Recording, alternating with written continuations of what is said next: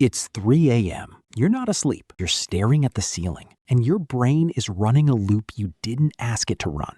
The car made a sound today, a new sound, one you haven't heard before. And somewhere in the back of your mind, you already know that sound has a price tag, and you don't know if you can cover it. So you do the math. The rent is due in 9 days. You've got $340 in checking. There's $180 on the credit card you were supposed to pay off last month. And the car that gets you to work, is making a sound. That is not a money problem. That is a nervous system problem.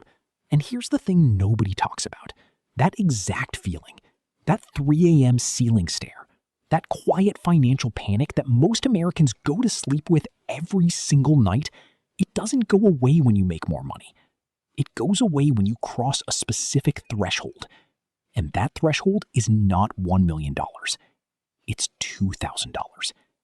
Stay with me, because what I'm about to explain is going to fundamentally change how you think about money, not just for the next few years, for the rest of your life.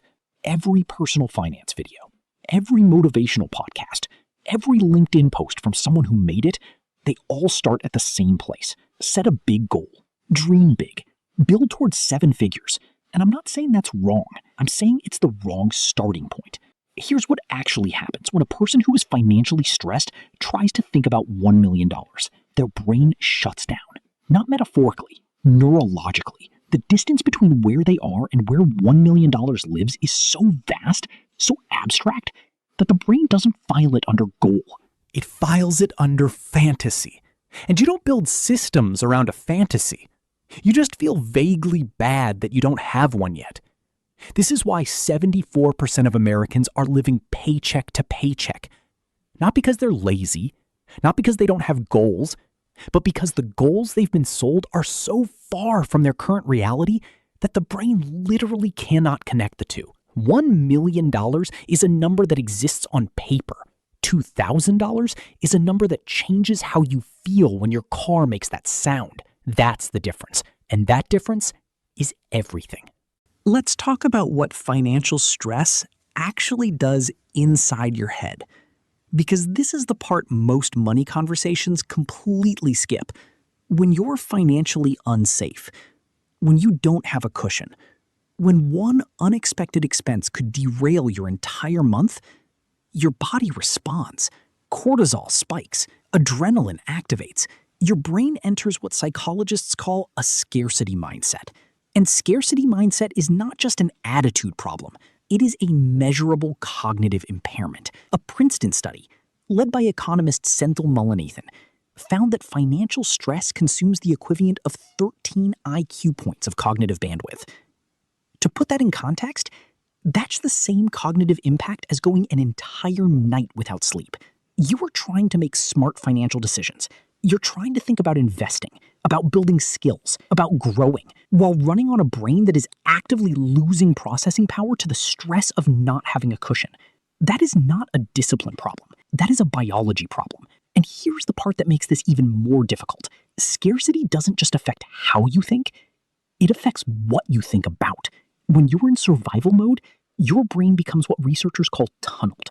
It focuses only on the immediate threat, the overdue bill, the check engine light, the rent, everything else, the long-term goal, the investment account, the course you are going to take to level up your skills gets pushed out of cognitive reach. Not because you don't care, because your brain quite literally doesn't have the bandwidth. This is why poor decisions compound. It's not character, it's chemistry. The only way to interrupt that cycle is to create breathing room. Small, specific, achievable breathing room. $2,000. Now let's get specific. Because vague inspiration is not what you need. You need to understand the mechanics of why this number matters. $2,000 is not a magic number. It's a threshold number. It represents, for most Americans, approximately 1 month of baseline expenses. Rent, utilities, groceries, basic transportation. 1 month of survival, covered, sitting still.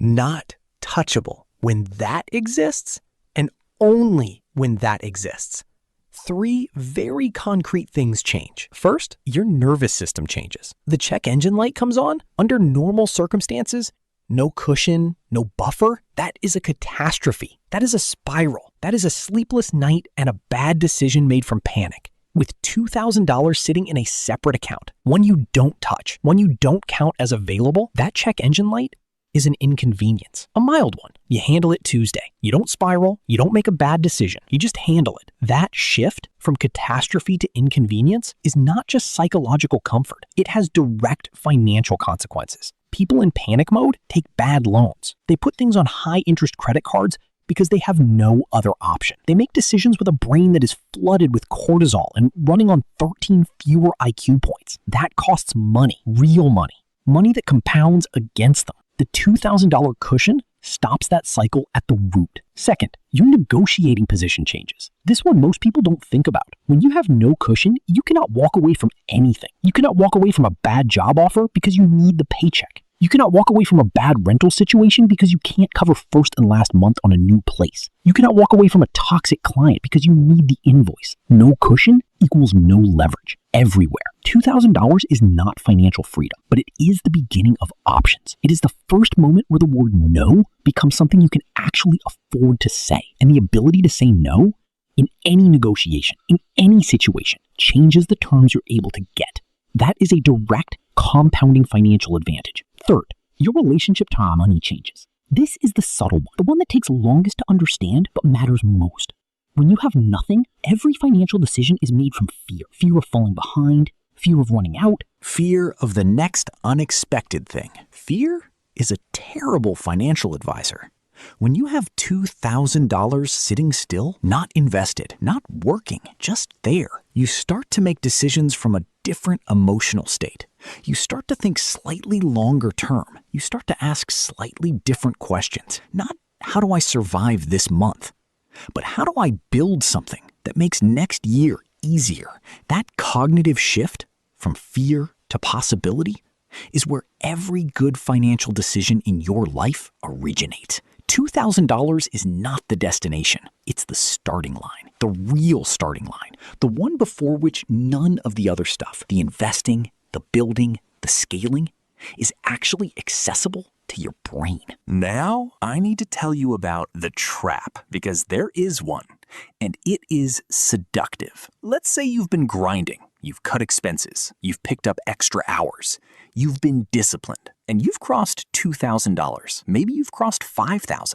Maybe you're getting close to $10,000 in savings. At this exact moment, right here, a specific pressure enters your life. A nicer car, a bigger apartment, the vacation everyone on Instagram seems to be taking, the upgrade that feels earned after all the discipline. And the financial industry is waiting for you right here. They have products specifically designed for this moment.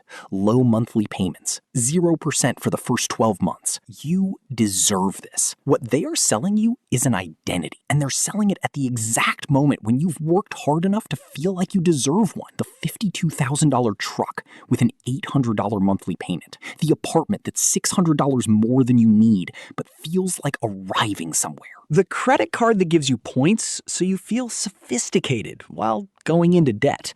This is what I call the consumption trap at the competence level.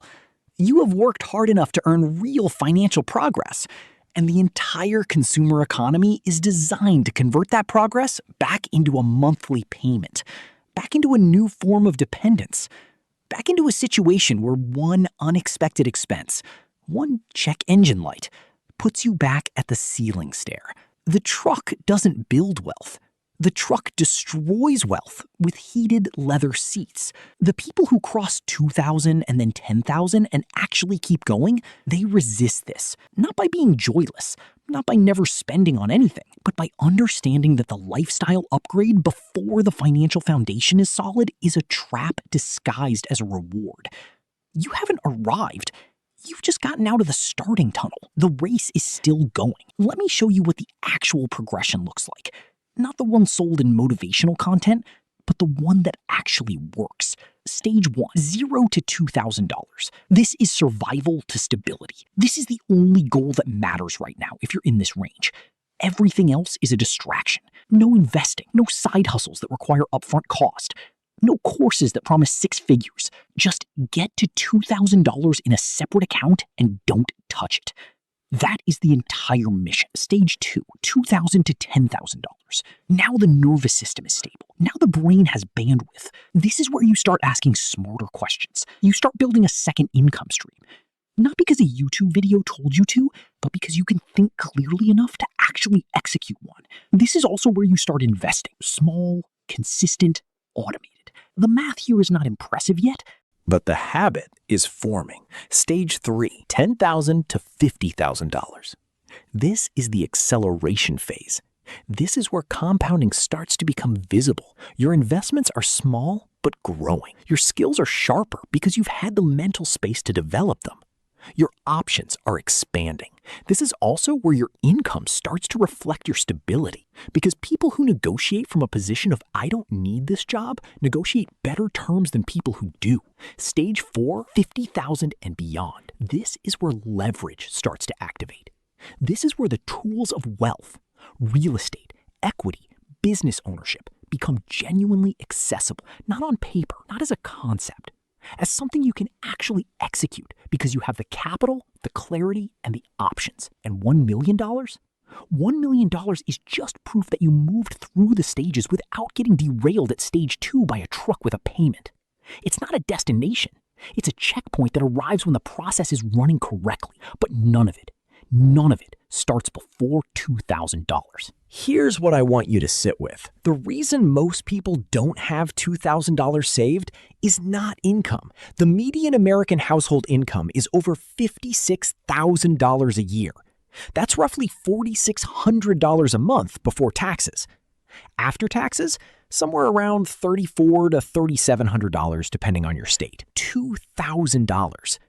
At a $300 per month savings rate is 7 months of focused effort. 7 months! Most people spend more than $300 per month on things that provide zero lasting value. Subscriptions they forgot they had. Food they ordered because cooking felt like too much effort at 9 p.m. Purchases made from boredom. Purchases made from stress, which is its own dark irony. Spending money you don't have because you're stressed about not having money. The problem is not mathematical. The problem is psychological. And the psychological problem has a specific name: present bias. The human brain is hardwired to overvalue what is available right now and dramatically undervalue what is available in the future. A $15 dinner tonight feels more real than $15 compounding over 20 years. That's not stupidity. That's neuroscience. That's the operating system humans were built with. But here is the thing about understanding your operating system. Once you see it clearly, you can work with it instead of against it. You make the $2,000 automatic. You move it before you can feel it. You treat it like a bill, not an option, not an if there's anything left, but a fixed expense at the top of the month. You build a system that works with your psychology instead of relying on discipline that will fail every time life gets difficult. Because discipline fails. Systems don't. I want to end with something that isn't advice. The person staring at the ceiling at 3 a.m., the one running the loop about the car sound and the rent and the credit card, that person is not failing. That person is operating a human brain under conditions it was never designed to handle well. Financial scarcity activates survival instincts that were built for a world where the threats were physical and immediate. The brain doing that ceiling stare is doing exactly what brains do when resources feel uncertain. The solution is not to motivate that person harder. The solution isn't a vision board or a YouTube channel about millionaires or a podcast telling them to wake up at 5 a.m. The solution is to remove the threat. $2,000, sitting still untouched. Not because $2,000 is the dream, but because $2,000 is what turns the alarm off. And when the alarm is off, when the brain is no longer in survival mode, something interesting happens. You start to think like a different person, not a smarter person, not a more disciplined person, just a person whose nervous system is no longer burning every available resource on managing fear. And that person, the one thinking clearly, the one who can finally see 6 months ahead instead of 6 days, that person starts to make different decisions, consistently, quietly, without a lot of noise about it. And those decisions compound. $1 million is a long way from $2,000, but 0 to 2,000 is the only distance that actually matters right now. Everything else is just what comes after you cross it.